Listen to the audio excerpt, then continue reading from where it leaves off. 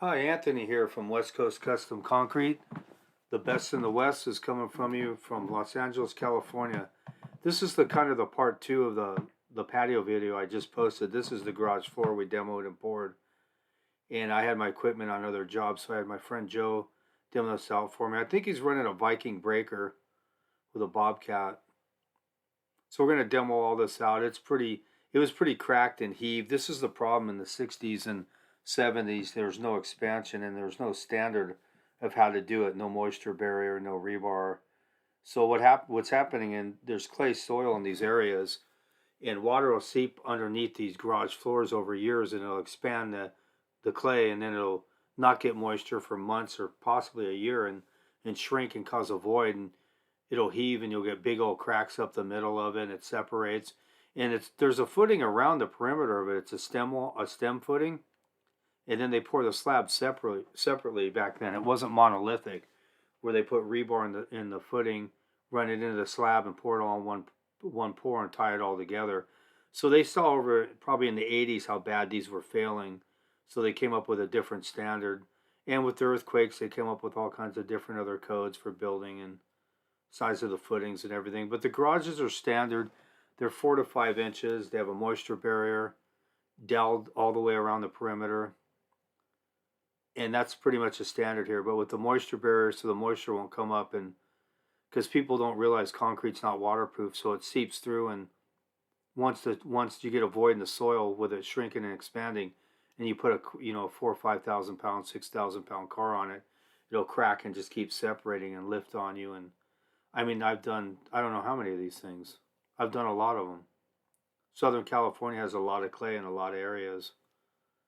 And you can see when you stand at the driveway and you look at the garage, this left side right here settled and sunk down, so it kind of crowned the garage floor in the center. You can see a crown on it, and I always look at that when I bid them and look at it, and I knew exactly what was going on. But it's really fixable, and it's not really a case breaker price wise. It's not that expensive to do it. It's just an in and out process, but nevertheless, there's a price for it and a going rate. So there's a snap in the lines here. We're going to pour it back thick for him. I promised him I'd pour it thick. So I poured it a minimum of 5 to 6. And we're going to put the dowels in at about 24 inches on center, and then tie the cage inside of it with rebar. A lot of people think rebar helps with cracking. It has nothing to do with cracking. It's for tensile strength. It's to keep it all as one piece.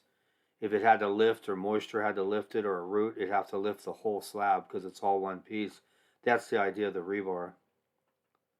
So we're going to dowel it in and lock it in. And always, if you're pouring and it's locked in, which means all 4 corners are surrounded by concrete. Concrete, when it cures, it'll shrink and then it'll expand. And when it has nowhere to expand, it'll crack. I've seen them spider crack all over from what they're doing, Javier and Milton. They're putting expansion foam in. So, figure of speech, so the concrete can breathe and shrink and expand. And we're just using a 3M product from Home Depot, a glue, an adhesive glue. And then when you run the concrete hose across the foam, and it maybe surges back and forth, it'll knock it off. So Javier is just using concrete nails and tacking it up. He put the glue on to hold it so he can nail it in. And this is a 6 millimeter vapor moisture barrier. You can use a 6 or a 9. This is plenty here. This will last the life of the concrete. So we're just gonna pull this out. We got Milton Jr., Javier with me today.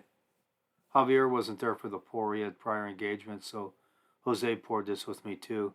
You guys seen him on the patio on the Diamond Grooves.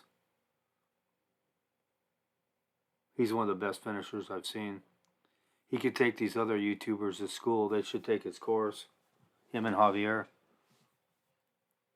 That's why I'm the best in the West and I have the best crew on here. West Coast is slowly getting noticed as that too, but people are figuring it out. And we're just tying the steel up. That's how we tie it up. I know people use rebar tires, but we don't tie. If I'm on a big job, I could see using those. But the way we do it, and these guys tie it up in 5 minutes, it's no problem. Milton's just pounding the dowels in. That back curb where it's raised right there, that kind of was cracked at the bottom, so we don't want to drill into it, maybe spald it or have a problem. There's the setup there. Here's the pump here. We'll run it at a 5.5 inch slump with 1, maybe 2% polar set in it.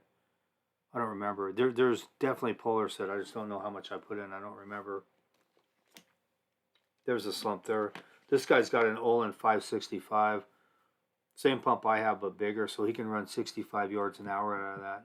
I've had multiple, 2 or 3 of the exact pump I've owned.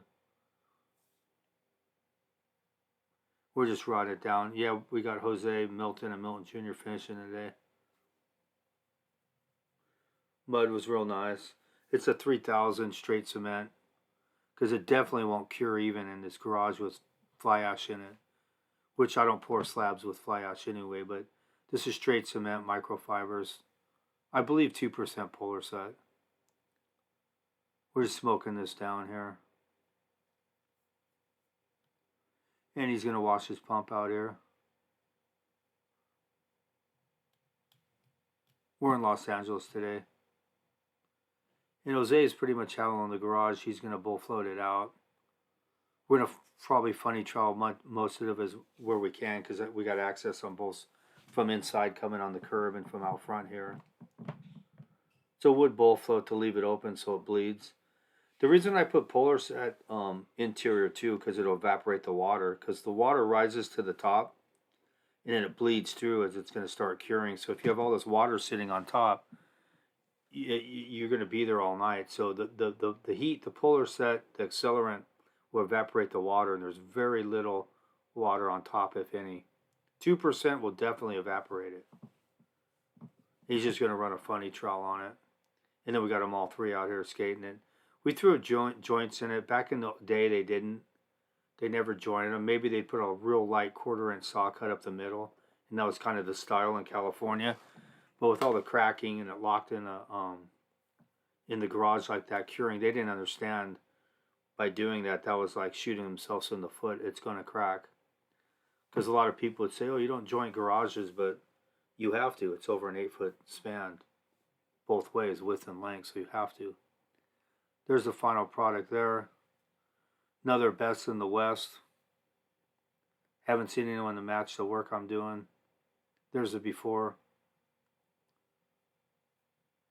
And there's the after. And thank you very much for watching the best in the West. And feel free to check out my Instagram at West Coast Custom Concrete. Have a nice day.